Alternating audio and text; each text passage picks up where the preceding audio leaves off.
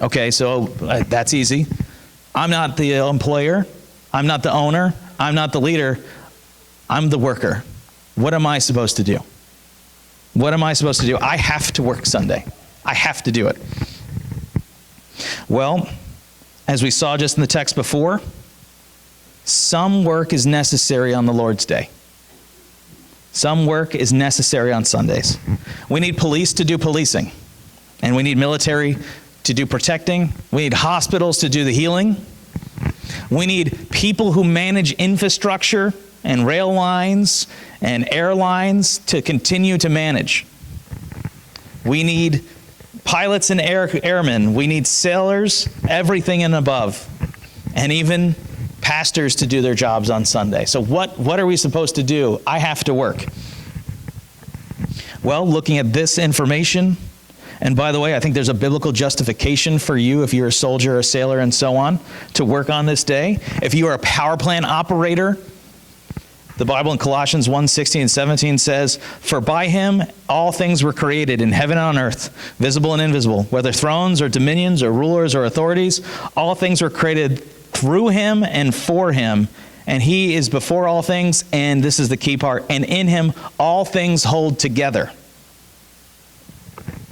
So actively as we speak, Jesus is keeping the whole of the functionality of the universe running. And so while God rested on the seventh day, he didn't just stop maintaining the universe. He continued to help it and kept it operating. Maybe I'm reading into the text here, but if you're a power plant operator, I think there's the blessing for you there. If you're an air traffic control agent, I think there's the blessing for you there. If you're a soldier, I think there's the blessing for you there, a police officer. Jesus, well, God rested on the seventh day. He still maintained the function of reality. And so if you have to work on the Lord's Day, I would suggest, and I'd commend you, look for a way to take one day off a week, that which you can give totally to God in worship.